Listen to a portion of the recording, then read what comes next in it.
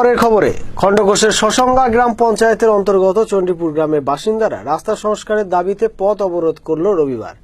অবরোধের জেরে স্তব্ধ হয়ে পড়ে যান চলাচল। দাবি মানা না হলে অবরোধ চালিয়ে যাওয়ার হুমকি দেয় তারা।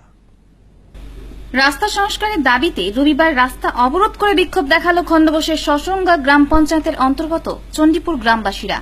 এলাকাবাসীর অভিযোগ, অবিরাম অতিরিক্ত বালি বোঝাই লরি যাতায়াতের ফলে রাস্তা বেহাল অবস্থায় পরিণত হয়েছে। খানাখন্দে ভরে গেছে সমগ্র রাস্তা, যার ফলে যে কোনো মুহূর্তে ঘটে যেতে পারে ছোট বড় দুর্ঘটনা। অবিলম্বে রাস্তা সংস্কারের দাবিতে বিক্ষোভ দেখান গ্রামবাসীরা।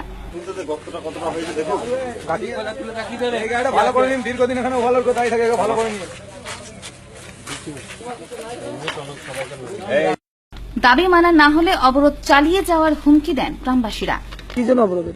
এই যে সমস্ত বালিখাদের যে সমস্ত গাড়িগুলো যাতায়াত করছে এবং এই রাস্তায় মানে প্রচুর ওভারলোড যাচ্ছে এবং রাস্তা দীর্ঘদিন ধরে খারাপ অবস্থায় হয়ে আছে। স্কুলের ছেলেমেয়েরা পর্যন্ত স্কুল টিউশনি থেকে আরম্ভ করে কলেজ থেকে আরম্ভ করে কিছুই যেতে পারে না, খুব মানে অসুবিধার মধ্যে ভাবেই যায়। এত যে উচ্চ মাধ্যমিক গেল সেই সমস্ত পরীক্ষার্থীরা সেইভাবেই কষ্ট ভোগ করে গেছে এবং সাধারণ একটা কোনো অ্যাক্সিডেন্টাল কেস ঘটুক, কোনো মা বোনদের কোনো একটা অ্যাক্সিডেন্টাল কেস ঘটুক, চট করে আমরা যে কোনো প্রাইভেট কারে করে পৌঁছতে পারবো না হসপিটাল কিংবা নার্সিংহোমে। যেভাবে কাদা হয়েছে, যেভাবে রাস্তা এক হাঁটু করে কাদা, কেউ কিছু সকাল থেকে যেতে পারেনি। অনেকে এই রাস্তাটাতে কর্মজীবী, মানে কেউ আপনার ফেরি ব্যবসা করে খায়, কেউ মানে সবজি ব্যবসা করে খায়, কলিমপুর পর্যন্ত, হ্যাঁ, কেউ যেতে পারে না। সমস্তটা বাসের ওপর ডিপেন্ড করে, তার জন্য আজকে এত অবরোধ রয়েছে।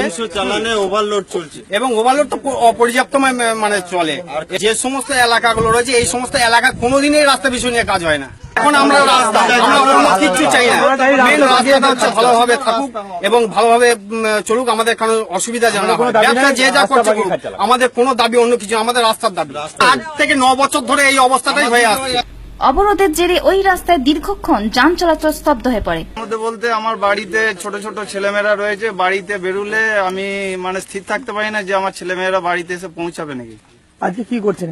আজকে কি করছি বলতে, আজকে এই যে আমাদের রাস্তা পরিস্থিতি, এই পরিস্থিতি দেখে আমি নিজে স্থির থাকতে পারি না, যাতে উন্নতি হয় আমি তার ব্যবস্থা চাই। আজকে কি অবরোধ কেন করছেন? অবরোধ করছি আমরা, এর আগে তো অনেকভাবে চেষ্টা করেছি রাস্তাটা যাতে আমাদের হয়, কিন্তু কোনো কাজ হয় নাই। হ্যাঁ, আজকে আমাদের খণ্ডঘোষ থানা থেকে ওসি সাহেব এসেছিলেন, এসে তো আমাদের যতক্ষণ না ওপর থেকে কোনো কার্যকরী না হয় আমরা ততক্ষণ চালিয়ে যাবো। অবরোধ আজ কোথায় করছেন?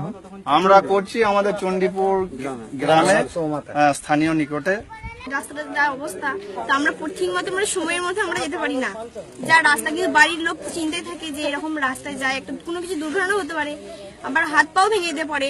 কিন্তু যে এই রাস্তায় যে কাদা আর এই ড্রেসেও কাদা লেগে যেতে পারে, ঠিক মতো টাইমেও পৌঁছতে পারি না। যে এই রাস্তাটা কেন এরকম অবস্থা, দাদা এত বাজে বলা হয়েছিল বিডিও অফিসকে বা এই অঞ্চলে যে প্রধান দিকে, তারা কোনো কিছু কেয়ার নেয় না যে আমাদের একটু কষ্ট হয়, ভাবতে হয় শিক্ষাটা যে যখন তৈরি করছেন ভালোভাবে তৈরি করতে পারে। পরে প্রশাসনের আশ্বাসে অবরোধ উঠে যায়। খণ্ডঘোষ থেকে কৃষ্ণ সাহার রিপোর্ট,